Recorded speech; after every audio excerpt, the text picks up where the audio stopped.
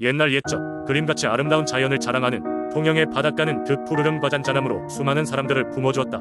바다는 사람들에게 풍부한 해산물과 식량을 제공했으며 이와 동시에 거칠고 위험한 자연 환경을 가지기도 했다. 그 중에서도 통영 주민들은 바닷속에서 수호신으로 여겨지는 용왕의 존재를 깊이 믿어왔다. 통영의 작은 마을에 소문난 해녀 명희가 있었다.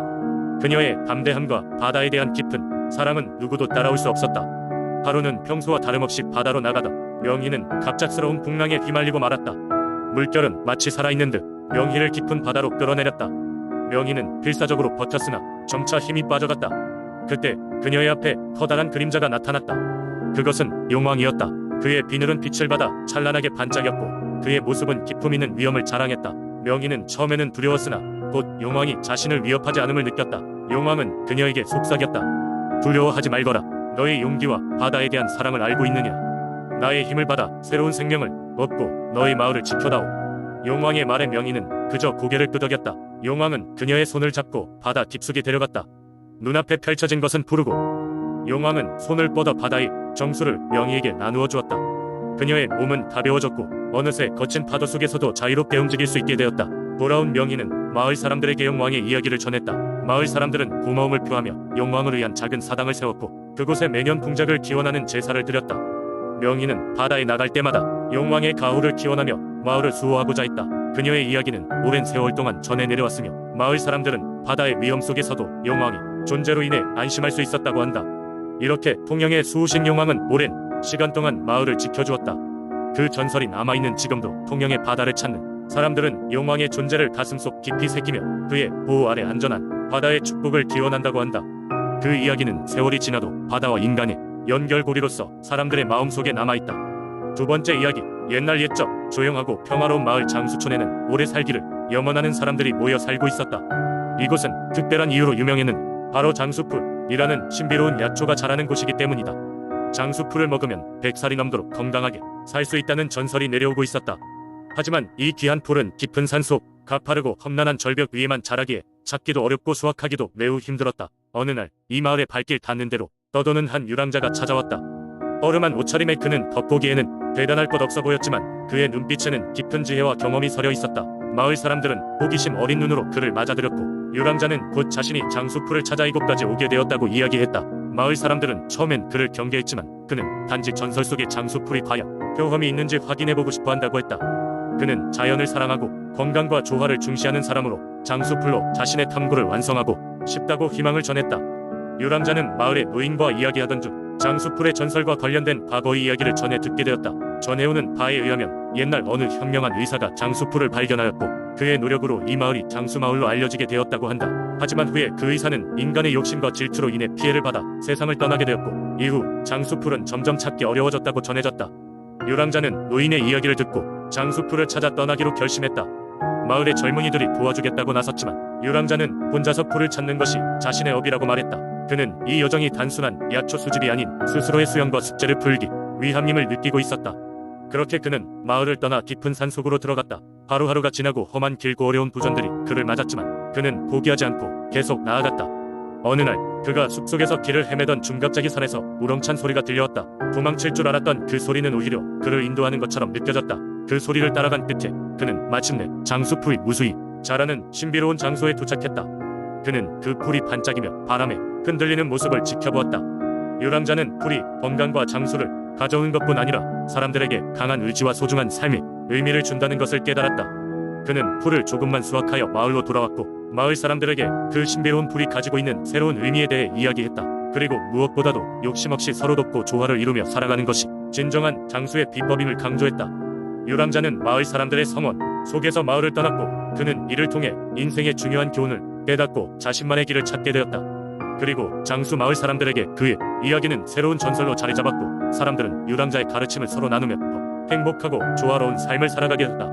세 번째 이야기. 옛날 옛적 지금의 경상북도 김천시 근처에는 용문산이라 불리는 산이 있었다. 이 산은 하늘을 찌를 듯한 산봉우리와 울창한 숲으로 이루어져 있어 예로부터 신령한 기운이 가득하다고 전해졌다. 조용하고 고요한 이곳에는 특별한 주민들이 사는 것으로도 유명했는데 그들은 산을 수호하는 백령을 모시고 있었다. 백령은 그저 전설 속의 존재로 여겨지지 않았다. 마을 사람들은 실제로 백령이 용문산 깊은 곳 호수에 살고 있다고 믿었다. 앓을 병이 있어도 기도하면 나을 수 있고 풍년이 들게 해달라고 빌면 그 해는 반드시 풍요로운 수확을 거둘 수 있었다고 한다.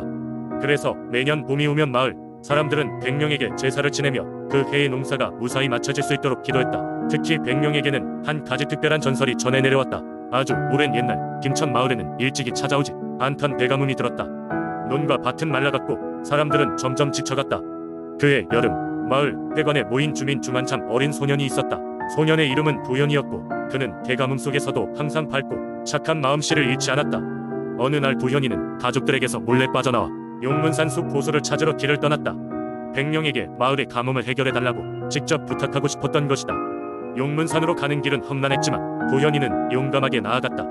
그의 마음속에서는 백령이 마을을 구해줄 수 있다는 강한 믿음이 자리하고 있었다. 한참을 헤맨 끝에 드디어 호수에 도착한 도현이는 간절한 목소리로 백령에게 도움을 요청했다. 백령이 실제하든 아니든 그의 마음은 진실되었다. 그의 순수한 마음을 들은 것일까? 갑자기 하늘이 어두워지더니 호수에서 거대한 소용돌이가 일어났다. 이어 하늘 높이 백령이 솟아올라 발톱으로 하늘을 가르자 그 순간 주룩주룩 비가 내리기 시작했다. 마른 땅은 물을 머금기 시작했고 말라가던 식물들은 다시 푸른 기운을 되찾았다. 그날 이후 김천 마을은 백령의 축복을 받은 지역이라는 이야기가 전해지기 시작했다. 사람들은 매년 제사를 더욱 성대하게 준비했으며 도현이의 이야기는 용문산의 신비함과 백령의 은혜로움과 함께 오랫동안 길이 남게 되었다. 김천 사람들은 용문산을 김천의 수호신이 깃들어 있는 신령한 산으로 여기며 언제나 그들이 곁에서 세상을 지켜보고 있는 백령에게 존경과 감사를 잊지 않았다. 이처럼 김천 민속신앙에서 용문산이 백령 이야기는 단순한 전설이 아닌 그 지역 사람들에게 신앙과 희망, 나아가 용기와 사랑을 전하는 심오한 가르침이 되었다. 네 번째 이야기, 옛날 옛적 백제의 옛 수도였던 익산 땅에는 왕족의 귀한 핏줄을 가진 한 청년이 살고 있었습니다. 그는 백제의 마지막 왕인 의자왕이 막내 아들이자 오랜 세월 왕실에 깃들어 있던 비밀을 지키는 역할을 부여받은 특별한 인물이었습니다. 그의 이름은 우성. 전해지기로는 그의 얼굴에서 흐르는 고귀한 기운이 어떤 신비의 힘을 지니고 있다고 믿어졌습니다. 그러나 이 힘은 단지 전설이었을 뿐. 우성은 태어나면서부터 몸이 약하며 마치 보통 사람과 다를 바 없는 삶을 살아가야 했습니다. 왕족으로서의 삶은 겉보기에는 화려했지만 외부의 정세는 항상 혼란스러웠고 그는 자신에게 부과된 책임감이 무게를 버겁게 느끼고 있었습니다. 한편 백제는 신라와 고구려 사이에서 생존하기 위해 끊임없이 전쟁을 치러야만 했고 이러한 상황 속에서 백제의 운명은 점점 기울어져 갔습니다. 왕국의 운명이 풍전등화와 같았던 그날 밤 왕가는 왕실의 중요한 보물을 지키기 위해 몸이 약한 우성을 익산의 깊은 산속으로 피신시켰습니다. 마을 깊숙이 자리잡은 산속에는 오래전부터 전해져 내려오는 토착신앙이 존재하였으며 고유한 영혼의 살림이라 불리는 이곳은 왕가의 필수적인 장소였습니다. 이 깊은 숲속 한가운데 전설에 따르면 신령이 깃들어 있다고 하는 거대한 바위가 자리하고 있었습니다. 이 바위는 오랜 세월 동안 마을 사람들과 왕가를 보호해 주었다고 여겨졌고 그곳에 와서 우성은 자신이 지닌 특별한 임무를 이행해야만 했습니다. 하지만 그날 밤 신라의 정예 부대가 갑작스럽게 쳐들어오면서 우성의 운명도 급격히 변했습니다. 우성은 그 저항할 수 없는 힘에 의해 결국 붙잡히게 되었고 그를 데려가려는 순간 그는 깊은 비명의 울림 속에서 깨달음의 순간을 맞이하게 되었습니다. 그의 마음 깊은 곳에서 느낀 긴 원한은 왕국에 대한 사랑과 책임감에서 나오고 있었으며 그 원한이 그동안 잠재해 있던 신령의 힘을 깨어나게 했던 것입니다.